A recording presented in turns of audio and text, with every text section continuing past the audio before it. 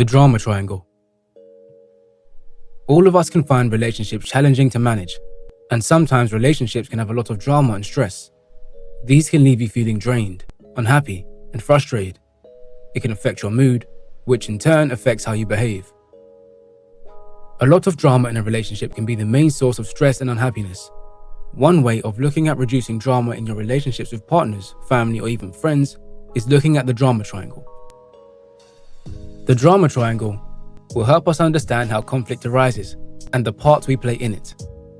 This empowers us to be able to change our behavior, and in turn, that will change how a relationship plays out. The drama triangle was designed by a guy called Stephen Karpman in 1968.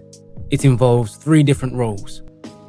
There are 3 roles people play on the drama triangle. These 3 roles are the victim, the rescuer, and the persecutor. Understanding how these roles work help us to identify how we could be resolving potentially destructive interactions that negatively affect all of us. So, let's start with the victim role, and this role is quite self-explanatory. It's the person who feels quite helpless and powerless and can never get ahead in life. They often think things like, "Why me?" and don't take responsibility for their own actions because they see themselves as powerless. Because of their perceived powerlessness, they find it hard to see how they can change their life or get out of their situation as a victim. Another role in this drama triangle is the rescuer. And this person is someone who takes responsibility for other people's problems and makes it their problem. But at the same time, they don't look at their own life that could, in fact, be a complete mess. They'll see people going through a difficult time and think, "Oh, look at that person," or "They need help and I'm nice, so I'll help them." Or maybe something a bit more parental-like. If that person did what I said, they'd be happy. The dynamic that we often see play out between the victim and the rescuer is something that we see as normal, but it is an unhealthy interaction. We will often praise the rescuer, and they will thrive on that, but really, we should be challenging them to help themselves, and not the victim. The third role in the triangle is the persecutor. This is the person who feels frustrated. They're kind of self-righteous, and a bit of a bully, and they might think things like, "They're wrong and I'm right. They need to do what I say," or "That person will get what's coming to them." So this person can be abusive and aggressive either physically, verbally, or even passive-aggressively.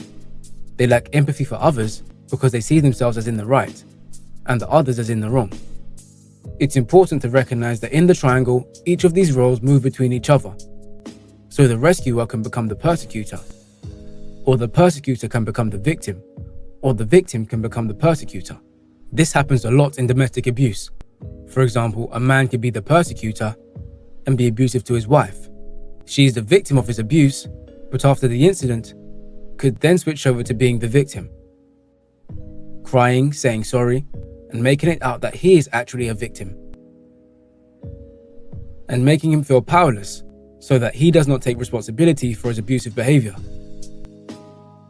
The wife who was the victim could then switch into rescue mode and try to rescue him while he's in victim mode, so she can make excuses for his behavior and run around trying to help him, when actually she's the one who needs help, as she's the one being abused by him.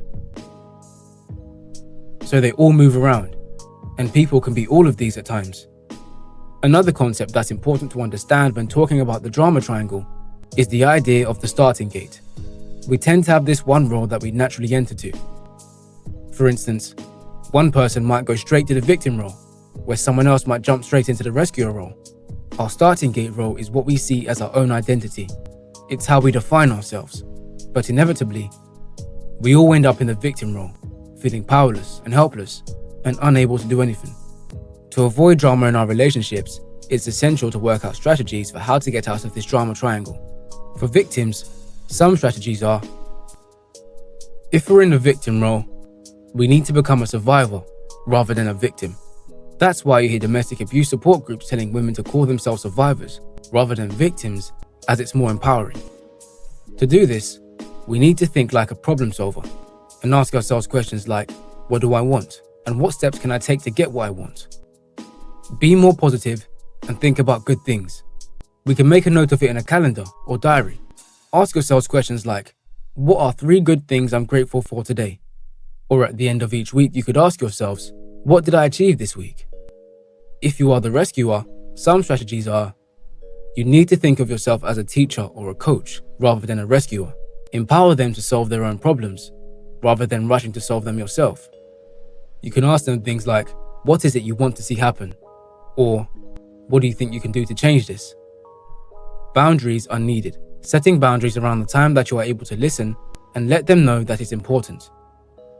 In some ways, it's a similar situation with the starting gate persecutor, who, like the rescuer, puts themselves in this one-up power position. The difference is with this role is that you need to become a challenger. Be firm but fair in your approach to people, and make the person recognize how you're feeling. Say things like, if you keep your side of the agreement, then I can keep mine. As with the rescuer, it's important to remember to set boundaries, and that these problems are not yours.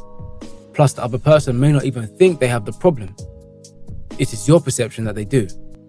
Strategies for the persecutor are: recognize your triggers for behaving like a persecutor, and put plans in place to avoid drama that make you take the persecutor role.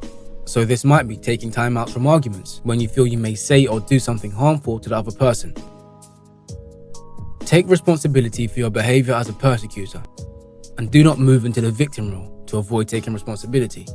This can be achieved if you apologize for your behavior and make your own plans for how you're going to avoid behavior like that again. Seek professional help if you need to, or simply end your relationship with the person if they are making you feel frustrated and angry a lot. Turn to your workbook and think about the times of drama you've had with people.